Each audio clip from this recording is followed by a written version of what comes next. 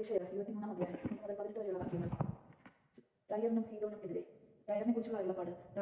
താർഷീഷിലെ കപ്പലുകളെ വിലപിക്കുവിൻ. ഭവനമോ തുറമുഖമോ അവശേഷിക്കാത്ത തീർ ശൂന്യമായിരിക്കുന്നു.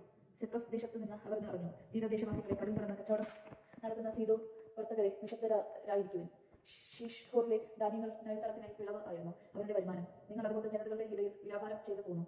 സീദോനെ ലജിക്കുക, എന്തെന്നാൽ സമുദ്രം സംസ്കരിച്ചിരിക്കുന്നു.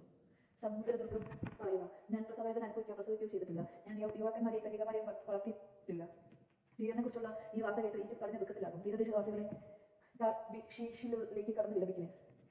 ഇതാണോ പണ്ടേ സ്ഥാപിതമായ ആഹ്ലാദപൂർണ്ണമായ നിങ്ങളുടെ നഗരം? ഇതാണോ വിദൂരങ്ങളിലേക്ക് ചെന്ന് താവളങ്ങൾ ഉറപ്പിച്ച നഗരം? രാജാക്കന്മാരെ വാഴിച്ചിരുന്ന ടയറിന്റെ മേൽ ഭൂമിയിലെങ്ങും ആദരണീയരായ വാർത്ത കണ്ട പ്രഭുക്കന്മാരുണ്ടായിരുന്നു. ടയറിന്റെ മേൽ ആരാണ് ഈ അനർത്ഥം പറ്റിയത്? ഭൂമിയിലെ സർവ്വമഹത്വത്തിന്റെ അഹങ്കാരത്തെ നിന്ദിക്കാൻ, ഭൂമിയിലെ മഹാന്മാരെ അപമാനിതരാക്കാൻ സൈന്യങ്ങളുടെ കർത്താവാണ് ഇത് ചെയ്തത്. താർഷീഷിന്റെ പുത്രി നീർനടത്തിരുന്ന പോലെ നീ കൃഷി ഇറക്കുക. തുറമുഖങ്ങൾ നശിച്ചുപോയി. അവിടുന്ന് സമുദ്രത്തിന്മേൽ കടന്നുകൂട്ടി. രാജ്യങ്ങൾ വിറപ്പിച്ചു. കനാനിലെ ശക്തിദുർഗങ്ങളെ നശിപ്പിക്കാൻ കർത്താവ് കൽപ്പന നടത്തി. അവിടുന്ന് അരുൾ ചെയ്തു, മന്ദതനായ സീയോൻ കന്യകയെ, നിന്റെ ആഹ്ലാദം അവസാനിച്ചു. എഴുന്നേൽക്കാൻ സൈപ്രസിലേക്ക് പോവുക. അവിടെ ഈ നിനക്ക് ആശ്വാസം ലഭിക്കുകയില്ല.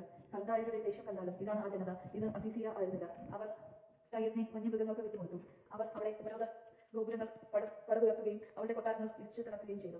അവർ അവളെ നാശകൂപമാക്കി. താർഷീഷിലെ കപ്പലുകളെ വിലപിക്കുവിൻ. ഞങ്ങളുടെ ശക്തി വൃദ്ധം ശൂന്യമായിരിക്കുന്നു. ഒരു രാജാവിന്റെ ജീവിതകാലമായ 70 വർഷത്തിലേക്ക് തീരെ വിസ്മരിക്കപ്പെടും. ആ 70 വർഷം പൂർത്തിയാക്കുമ്പോൾ വേശ്യയുടെ ഗാനത്തിൽ പറയുന്നത് പോലെ ടയറിന് സംഭവിക്കും. വിസ്മൃതമായ സൗരഭി വീണമീട്ടി നഗരത്തിന് പ്രദക്ഷിണം വയ്ക്കുക. മധുര സംഗീതം പൊഴിയിക്കുക. ഗാനങ്ങൾ ആലപിക്കുക.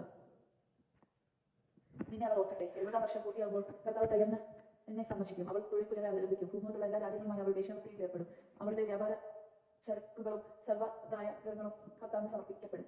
അവ സംഭരിക്കുകയോ പൂഴ്ത്തിവെക്കുകയോ ചെയ്യുകയില്ല. എന്നാൽ അവരുടെ വ്യാപാര ചരക്കുകൾ കർത്താവിന്റെ മുൻപിൽ